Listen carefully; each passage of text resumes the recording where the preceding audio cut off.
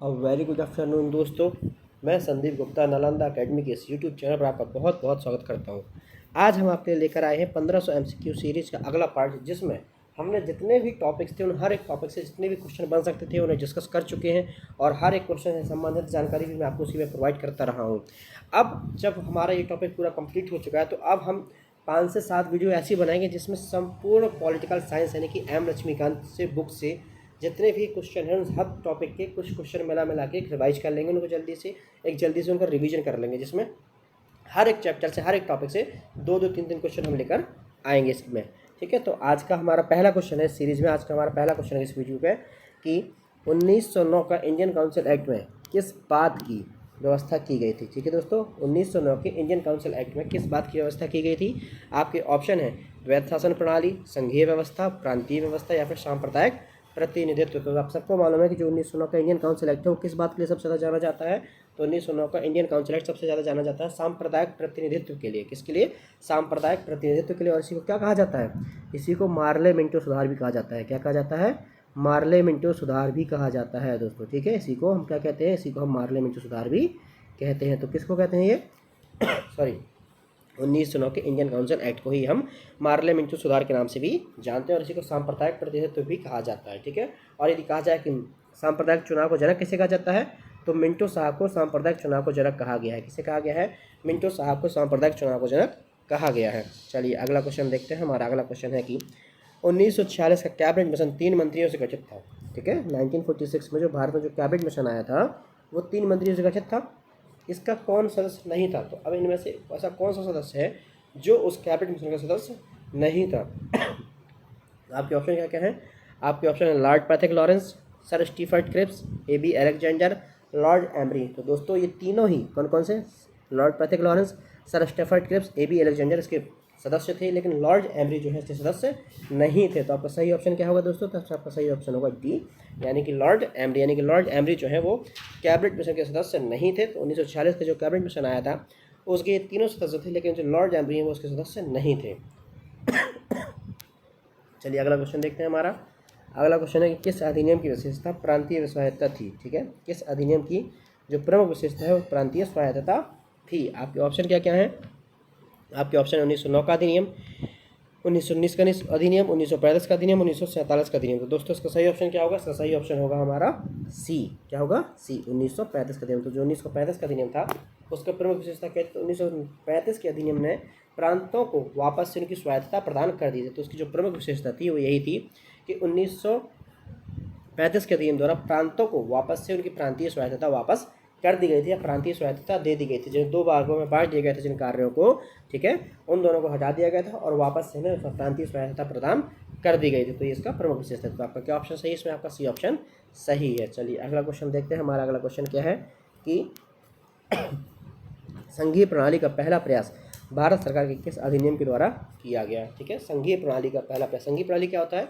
यहाँ पे संघ जो मजबूत होता है और संघ में ही शक्तियों का बंटवारा किया जाता है। संघीय प्रणाली में तो शक्तियों का जहाँ पे बंटवारा किया जाए, राज्य को अलग शक्तियाँ दी जाएँ और केंद्र को अलग शक्तियाँ दे दी जाएँ, दोनों की शक्तियाँ अलग अलग हो, उनको अपनी शक्तियों पर, अपने अधिकारों पर कानून मानने का अधिकार हो, उन्हें लागू करने का अधिकार हो। सॉरी तो उसे क्या कहते हैं? उसे कहते हैं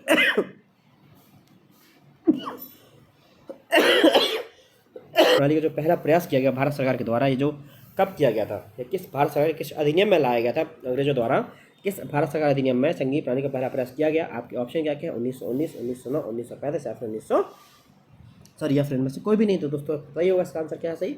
इसका पहला आंसर है सही सी, 1935। ठीक है, 1935 के अधिनियम के द्वारा जो भारत शासन अधिनियम था, 1935 भारत शासन अधिनियम 1935 था, उसके द्वारा संघीय प्रणाली का पहला प्रयास किया गया, जहाँ पे भारत सरकार को यह कह सकते हो कि पहली बार राज्यों और केंद्र के बीच में शक्तियों का बंटवारा किया गया था।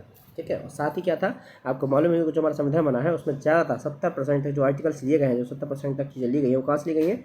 तो भारत सरकार अधिनियम 1935 से ली गई हैं। कहाँ पे? भारत सरकार अधिनियम 1935 से ली गई हैं। भारत सरकार अधिनियम 1935 से ली गई हैं। तो आपका क्या ऑप्शन सही है? आपका सी ऑप्शन इसमें सही है। चलिए अगला क्वेश्चन देखते हैं। हमारा अगला क्वेश्चन है कि सन 1936 में भारतीय राष्ट्रीय कांग्रेस द्वारा संविधान सभा के गठन की मांग कहाँ पर रखी गई थी?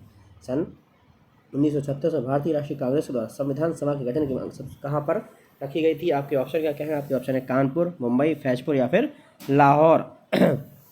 इसका सही आंसर क्या है? तो दोस्तों इसका सही आंसर है फैजपुर, सी। यानी कि 1936 में जो भारतीय राष्ट्रीय कांग्रेस का अधिवेशन हुआ था, वहाँ पे फैजपुर में संविधान सभा की गठन की मांग रखी गई थी, संविधान सभा के गठन की बात कही गई थी। चलिए अगला क्वेश्चन देखते हैं। हमारा अगला क्वेश्चन है, संविधान सभा का पहला अधिवेशन कहाँ पर हुआ था? संविधान सभा का पहला अधिवेशन कहाँ पर हुआ था? आपके ऑप्शन क्या क्या है? आपके ऑप्शन है मुंबई, दिल्ली, कोलकाता या फिर लाहौर। तो इसका सही ऑप्शन क्या है दोस्तों? इसका सही ऑप्शन है बी। तो संविधान सभा का जो पहला अधिवेशन हुआ था वो हुआ था दिल्ली में। कहाँ पे हुआ था? दिल्ली में। तो आपका बी ऑप्शन इसमें सही होगा। चलिए अगला क्वेश्चन देखते हैं। हमारा अगला क्वेश्चन है, संविधान सभा के लिए चुनाव कब हुए थे? ये आपको सबको पता ही होगा कि संविधान सभा के चुनाव कब हुए थे। आपके ऑप्शन क्या क्या है? 1945, 1946, 1947 या फिर 1948। तो इसका सही ऑप्शन क्या है दोस्तों? इसका सही ऑप्शन है बी, 1946। यानी कि संविधान सभा के लिए जो चुनाव हुए थे वो 1946 या 1946 में हुए थे। कब हुए थे? 1946 में हुए थे। संविधान सभा चुनाव कब हुए थे? तो ये जून जुलाई के टाइम में हुए थे। कब हुए थे? जून जुलाई 1946 में हुए थे। जून जुलाई 1946 में हुए थे संविधान सभा के चुनाव, जून जुलाई 1946 में। तो आपका क्या ऑप्शन सही है? आपका बी ऑप्शन इसमें सही है। चलिए अगला क्वेश्चन देखते हैं। हमारा अगला क्वेश्चन है, संविधान सभा के संवैधानिक सलाहकार कौन थे? संविधान सभा के संवैधानिक सलाहकार कौन थे? आपके ऑप्शन क्या क्या हैं? शरद चंद्र बोस, के.एम. मुंशी, रफ़ी अहमद किदवई या फिर बी.एन. राव। देखिए दोस्तों, आपके तीनों ऑप्शन गलत है। आपका सही ऑप्शन क्या है इसमें? आपका इसमें सही ऑप्शन होगा डी, यानी कि बी.एन. राव इसका सही ऑप्शन है। आपके जो संविधान सभा के संवैधानिक सलाहकार थे वो कौन थे? तो संविधान सभा के संवैधानिक सलाहकार बी.एन. राव थे। ठीक है दोस्तों, कौन थे? बी.एन. राव थे। चलिए अगला क्वेश्चन देखते हैं। हमारा अगला क्वेश्चन क्या है? हमारा अगला क्वेश्चन है कि संविधान पांडुलिखन समिति का निम्नलिखित में से कौन सदस्य नहीं था? ठीक है, संविधान पांडुलिखन समिति, संविधान पांडुलिखन समिति का निम्न में से कौन सदस्य नहीं था? तो अब किसने संविधान लिखा? जो पांडुलिखन समिति थी, जो लिखने वाली समिति थी, उसमें से कौन इनमें सदस्य नहीं था? आपके ऑप्शन क्या क्या है? मोहम्मद सदाउल्लाह, ठीक है, सदाउल्लाह है ये, सदाउल्लाह ये सही था, ये थे। के अय्यर ये भी थे, बिल्कुल सही है। के.एम. मुंशी ये भी थे। तब क्या ऑप्शन सही होगा दोस्तों? तो हमारा डी ऑप्शन सही हुआ, यानी जवाहरलाल नेहरू। ये जो जवाहरलाल नेहरू जी थे, ये संविधान पांडुलिखन समिति का सदस्य नहीं थे, या संविधान पांडुलिखन समिति के सदस्य नहीं थे। तो आपका सही ऑप्शन क्या हुआ? आपका सही ऑप्शन हुआ डी, जवाहरलाल नेहरू इसका सही ऑप्शन है। तो आपका डी ऑप्शन इसमें सही होगा दोस्तों। चलिए अगला क्वेश्चन देखते हैं। हमारा अगला क्वेश्चन है कि भारतीय संविधान के किस भाग को संविधान की आत्मा कहा गया है? ठीक है, ये सी नहीं है, संविधान की आत्मा कहा गया। तो भारतीय संविधान के किस भाग को संविधान की आत्मा कहा गया है? तो आपके ऑप्शन क्या क्या हैं? आपके ऑप्शन है भारतीय अधिकार, मौलिक अधिकार, प्रस्तावना, नीति निर्देशक तत्व। ठीक है, नीति निर्देशक तत्व या फिर संविधान संशोधन। दोस्तों आपको सबको मालूम होगा इसका आंसर क्या है? इसका ऑप्शन है सही बी, प्रस्तावना को भारतीय संविधान का क्या कहा गया है? तो भारतीय संविधान की आत्मा कहा गया है प्रस्तावना को। तो आपका सही ऑप्शन क्या हुआ? आपका सही ऑप्शन हुआ बी, प्रस्तावना। ठीक है, चलिए अगला क्वेश्चन देखते हैं। हमारा अगला क्वेश्चन है कि संविधान निर्माताओं ने किस चीज़ पर विशेष ध्यान दिया है? संविधान निर्माताओं ने किस चीज़ पर विशेष ध्यान दिया है? आपके ऑप्शन क्या क्या हैं? आपके ऑप्शन है प्रस्तावना पर, मूल कर्तव्य पर, मौलिक अधिकार पर, नीति निर्देशक तत्वों पर। तो उसका सही ऑप्शन क्या हुआ दोस्तों? इसमें आपका सही ऑप्शन हुआ प्रस्तावना पर। ठीक है, प्रस्तावना पर। तो आपका सही ऑप्शन हुआ प्रस्तावना पर। संविधान निर्माताओं ने किस चीज़ पर? तो प्रस्तावना पर विशेष ध्यान दिया है कि प्रस्तावना इस तरीके से बनाई जाए कि जो प्रस्तावना यदि कोई पढ़ता है तो प्रस्तावना पढ़ने भर से उससे पूरे संविधान की एक झलक दिख जानी चाहिए, एक आईना दिख जाना चाहिए कि हाँ, हमारा संविधान अल्टीमेटली आखिरकार किस चीज़ की बात करता है, किस बारे में बात करता है, ये सिर्फ और सिर्फ प्रस्तावना पढ़ने से पता लग जाना चाहिए। तो इस बात की बात कहाँ की गई है? संविधान निर्माताओं द्वारा। तो ये प्रस्तावना में कही गई है। ठीक है, चलिए अगला क्वेश्चन देखते हैं। हमारा अगला क्वेश्चन क्या है? निम्न में से कौन सा एक शब्द संविधान की उद्देशिका में नहीं है? उद्देशिका का मतलब क्या होता है? उद्देशिका का मतलब होता है दोस्तों प्रस्तावना, प्रियम्बल। ठीक है, जब हम कहते हैं उद्देशिका, इसका मतलब है प्रियम्बल या प्रस्तावना। तो ऐसा कौन सा शब्द है जो संविधान की प्रस्तावना या उद्देशिका या प्रियम्बल में नहीं है? आपके ऑप्शन क्या क्या है? समाजवाद बिल्कुल है, ये तो पता ही है। ठीक है, पंथनिरपेक्ष ये भी है।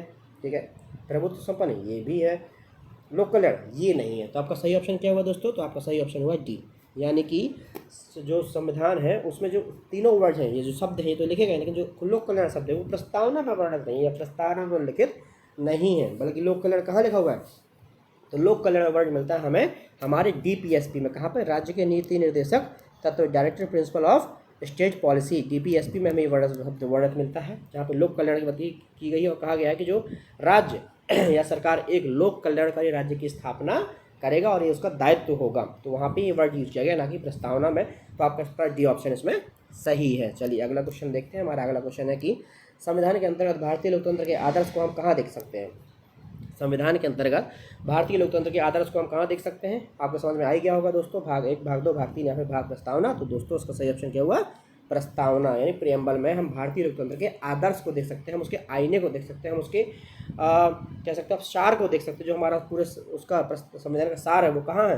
वो प्रस्तावना में हमें देखने को मिल जाता है। तो आपका सही ऑप्शन क्या हुआ? प्रस्तावना। चलिए अगला क्वेश्चन देखते हैं। हमारा अगला क्वेश्चन है कि भारतीय संविधान की प्रस्तावना पर किस क्रांति का प्रभाव नहीं झलकता है? ठीक है, भारतीय संविधान की प्रस्तावना पर किस क्रांति का प्रभाव नहीं झलकता है? आपके ऑप्शन क्या क्या है? फ्रांसीसी क्रांति बिल्कुल झलकता है, आपको पता ही होगा, है ना।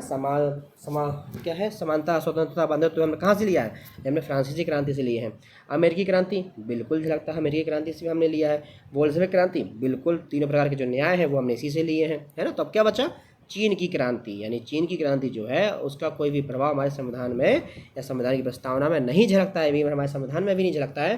तो आपका सही ऑप्शन क्या हुआ? आपका सही ऑप्शन हुआ बी, चीन की क्रांति 1912। इसका कोई भी प्रभाव हमारे यहाँ पे नहीं झलकता है, संविधान में, संविधान की प्रस्तावना में नहीं दिखाई देता है। तो आपका बी ऑप्शन इसमें सही होगा।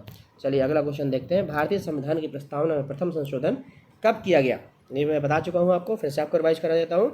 आपके ऑप्शन है 1951, 1971, 1976 या 1978। तो उसका सही ऑप्शन क्या है दोस्तों? 1976। इंदिरा गांधी जी के समय में प्रस्तावना में संशोधन किया गया था, जिसमें 3 शब्द नए जोड़े गए थे। और हम ये भी कह सकते हैं कि सब यदि कोई क्वेश्चन आता है कि प्रस्तावना में कितनी बार संशोधन हुआ, तो सिर्फ एक बार संशोधन हुआ है, वही पहली और आखिरी बार है। ठीक है, एक ही बार संशोधन किया गया जिसमें 3 नए शब्द जोड़े गए थे। तो कब किया गया था? 1976 में किया गया था। कौन सा संविधान संशोधन के द्वारा किया गया था? तो 42वें संविधान संशोधन द्वारा 1976 में किया गया था। किसकी सरकार थी? तो ये इंदिरा गांधी की सरकार थी, और ये आपातकाल का समय था जब इसमें किया गया था। चलिए अगला क्वेश्चन देखते हैं। हमारा अगला क्वेश्चन क्या है कि भारतीय संविधान की प्रस्तावना के अनुसार भारत की शासन सर्वोच्च सत्ता किसमें निहित है? ठीक है, नहीं है, नहीं निहित है, किसमें निहित है? तो भारतीय संविधान के अनुसार जो भारत की सर्वोच्च सत्ता है वो कौन है, या भारत की सर्वोच्च सत्ता किसमें निहित है? आपके ऑप्शन क्या क्या है? जनता, मतदाता, राष्ट्रपति, संसद। तो उसका सही ऑप्शन आपको मालूम ही होगा, ए, जनता। क्योंकि संविधान कहाँ से स्टार्ट होता है? We the people of India, यानी हम भारत के लोग। ठीक है, तो हम भारत के लोग यानी कि भारत की जनता। तो जनता में ही सर्वोच्च शक्ति है, जनता में सर्वोच्च शक्ति निहित है। तो आपका सही ऑप्शन क्या हुआ? ए हमारा इसका सही ऑप्शन होगा। चलिए अगला क्वेश्चन देखते हैं। हमारा अगला क्वेश्चन है कि विश्व का सबसे बड़ा लिखित संविधान किसका है? अब बात की सबसे बड़े की और लिखित की सॉरी।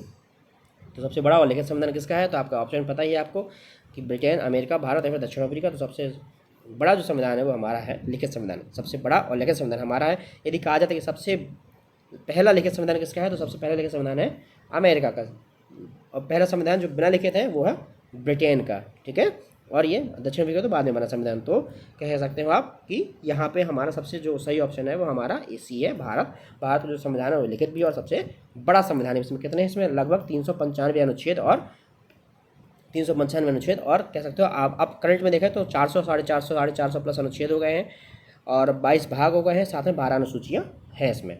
चलिए अगला क्वेश्चन देखते हैं। हमारा अगला क्वेश्चन है कि निम्न कथनों में से कौन सा सही है? तो भारतीय संविधान एक अध्यक्षात्मक शासन है, गलत है। भारत एक नाममात्र का राजतंत्र है, ये भी गलत है। भारत एक संसदात्मक प्रजातंत्र है, बिल्कुल सही है। भारत एक प्रजातंत्र है, बिल्कुल गलत है। तो उसका सही ऑप्शन क्या हुआ? सी। भारत क्या है? तो भारत एक संसदात्मक प्रजातंत्र, यानी संसद तो है ही, संसात्मक और प्रजातंत्र है। प्रजातंत्र भी है, प्रजा का तंत्र है, और संसदात्मक संसात्मक यानी संसदीय शासन प्रणाली होने के साथ साथ प्रजा का तंत्र है, यानी डेमोक्रेसी है। तो हमने डेमोक्रेसी है, लेकिन कौन सी? अध्यक्षीय नहीं, बल्कि पार्लियामेंट्री सिस्टम है, संसदीय शासन प्रणाली है। तो ये हमारा सी ऑप्शन इसमें सही होगा। चलिए अगला क्वेश्चन देखते हैं। हमारा अगला क्वेश्चन है कि अध्यक्षात्मक शासन का उदय सर्वप्रथम किस देश में हुआ था? अध्यक्षात्मक शासन का उदय सर्वप्रथम किस देश में हुआ था? आपके ऑप्शन क्या क्या है? अमेरिका, मिस्र, स्विट्जरलैंड, यूगोस्लोवाकिया। तो इसका सही ऑप्शन क्या हुआ दोस्तों? अमेरिका। अमेरिका में अध्यक्षात्मक शासन प्रणाली का उदय हुआ था। और यदि कहा जाए संसदीय शासन प्रणाली, तो संसदीय शासन प्रणाली का उदय हुआ ब्रिटेन में। ठीक है, जिसे हमने भी अपनाया हुआ है। अगला क्वेश्चन देखते हैं। हमारा अगला क्वेश्चन है कि निम्न संविधान, लिखित संविधान की अवधारणा सर्वप्रथम कहाँ से जन्म लिया? लिखित संविधान की जो अवधारणा थी उसने सर्वप्रथम जन्म कहाँ से लिया? आपके ऑप्शन क्या क्या है? मिस्र, अमेरिका, ब्रिटेन या फिर फ्रांस। तो इसका सही ऑप्शन है दोस्तों अमेरिका नहीं है, बल्कि जिसकी लिखित संविधान की अवधारणा है वो सबसे पहले कहाँ से आई थी? वो सबसे पहले आई थी फ्रांस से। कहाँ से? फ्रांस से लिखित संविधान की सबसे पहली अवधारणा आई थी। तो आपका ऑप्शन सही ऑप्शन क्या होगा? आपका सही ऑप्शन इसमें दोस्तों डी होगा। तो दोस्तों आज के लिए इतना ही। कल हम फिर से कुछ नए टॉपिक से क्वेश्चन लेकर आएंगे और उन्हें हम इसमें डिस्कस करेंगे।